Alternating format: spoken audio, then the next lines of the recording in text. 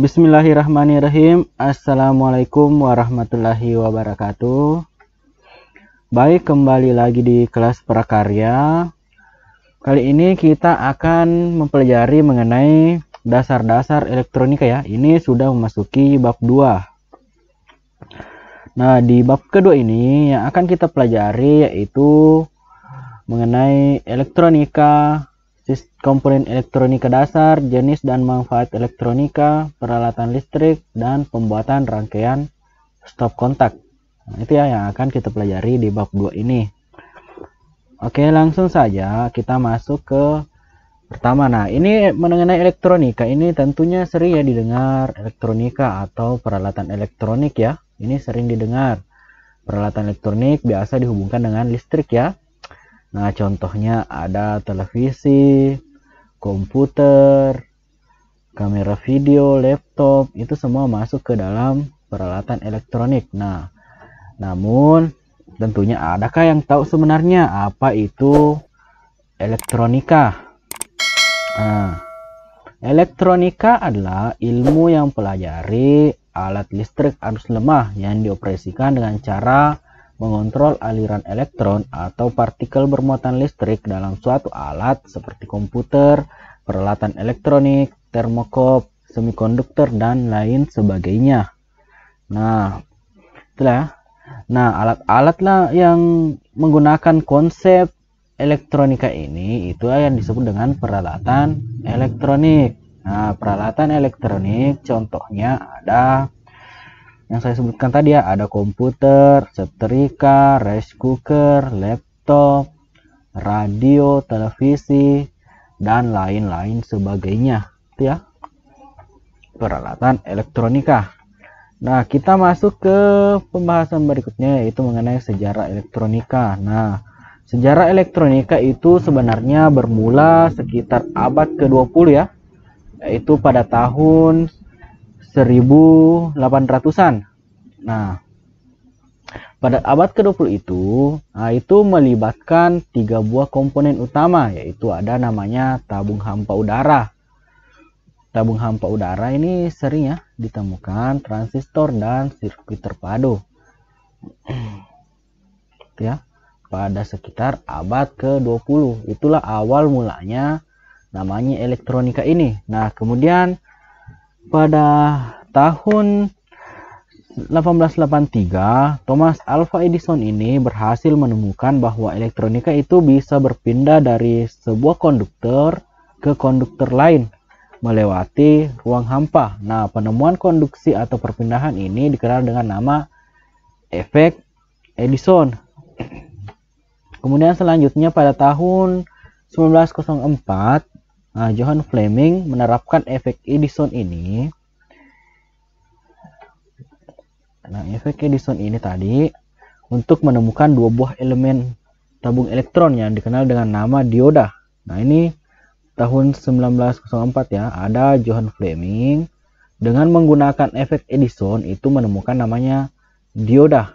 Itu 2 buah elemen tabung elektron. Kemudian Lee De Forest mengikuti jejaknya itu ya, pada tahun 1906, 2 tahun setelah Johann Fleming, dia juga menemukan tabung 3 elemen.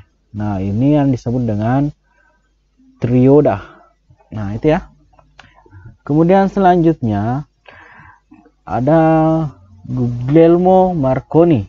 Nah, ini dia merintis pengembangan telegraf tanpa kabel atau wireless telegraph itu pada tahun 1896. Nah, kemudian dia juga berhasil menemukan komunikasi radio jarak jauh ya pada tahun 1901. Nah, itu ya. Ini Guglielmo Marconi. Pertama ada telegraf yang dia kembangkan, kemudian dia juga berhasil menemukan radio jarak jauh.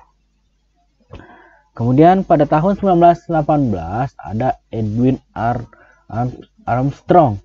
Dia menemukan penerima super heterodin yang dapat memilih sinyal radio atau stasiun dan dapat menerima sinyal jarak jauh. Nah, Armstrong juga menemukan frekuensi FM pita lebar wideband pada tahun 1935. Nah, di mana sebelum tahun 1935 itu atau sekitaran tahun 1920, nah radio yang digunakan itu masih radio AM ya, yang mana jaraknya itu tidak terlalu jauh. Kalau FM itu sudah jarak jauh ya. Nah, radio-radio sekarang ini sudah menggunakan radio FM, jarang sekarang menggunakan radio AM ya. Itu radio-radio dulu masih antemeridium, itu jaraknya tidak terlalu jauh ya. Oke, itu ya. Kemudian ada tim ya, tim insinyur Bell Laboratories. Ini nama timnya Bell Laboratories, itu mengeluarkan televisi ke publik itu tahun 1927. Namun ini belum sama yang sekarang ya. Ini masih televisi pertama yang ukurannya jauh lebih besar ya. Ini masih dalam bentuk elektromekanikal. Ini belum sempurna ya.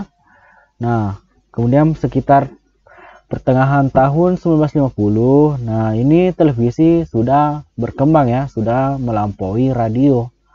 Nah, ini sudah berbentuk televisi hitam putih ya. Ini sudah bentuknya sama seperti televisi sekarang, namun masih belum semodern sekarang ya. Itu juga masih yang besar. Kemudian setelah perang, nah tabung elektron digunakan untuk mengembangkan komputer pertama. Nah, ini komputer pertama itu besar ya. Besar, jauh lebih besar dibanding yang sekarang.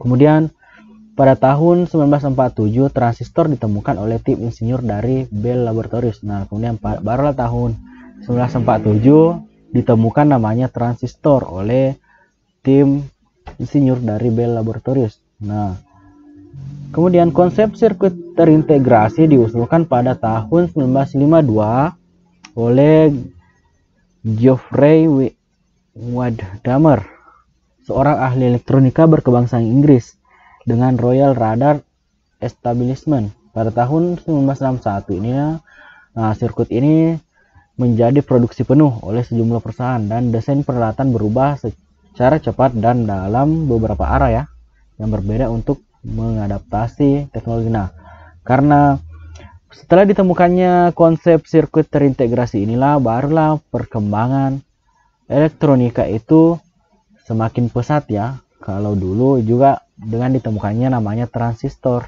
Inilah asal muasal perkembangan teknologi itu semakin pesat. Kalau dulu perkembangannya itu relatif lama ya, lamban. Namun setelah ditemukan namanya konsep sirkuit terintegrasi dan transistor, nah barulah perkembangan teknologi itu semakin pesat. Nah, kalau bisa dilihat perkembangan dari tahun ke tahun ya. Nah, di mana pada sekitar tahun 1930 itu baru radio ya. Nah, kita lihat bentuknya, kemudian ditemukan televisi, kemudian barulah tahun 19 ini setelah ditemukan tadi konsep transistor. Nah, inilah perkembangannya kita lihat. Kalau dulu ya sebatas ini. Namun setelah ditemukannya tadi transistor dan sistem sirkuit terintegrasi, nah perkembangannya kita lihat ya. Dimana komputer, kemudian ditemukan ponsel yang zaman dulu ya, kemudian ada kamera, kemudian ada TV ya, yang TV ataupun komputer yang layarnya tipis, dan sampai ditemukannya Android. Nah, itu ya perkembangan dari elektronika semakin pesat ya, jauh berkembang dari yang dulu. Oke. Bagaimana mungkin bisa dia dipahami bagaimana mengenai elektronika ini dan sejarah perkembangan dari elektronika. Oke, mungkin untuk materinya cukup ya. Nah, untuk lebih memahami mengenai elektronika, nah coba kerjakan tugas berikut ini. Nah, coba perhatikan peralatan elektronika yang ada di rumahmu. Nah, kemudian tuliskan nama-nama peralatan elektronika tersebut serta tuliskan pula fungsinya ya.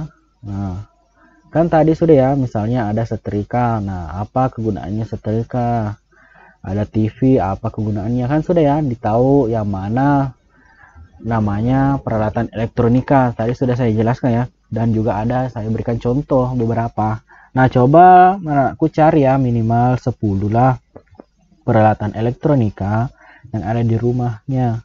Kenapa 10? Karena sekarang itu sudah banyak ya rumah yang menggunakan peralatan elektronika.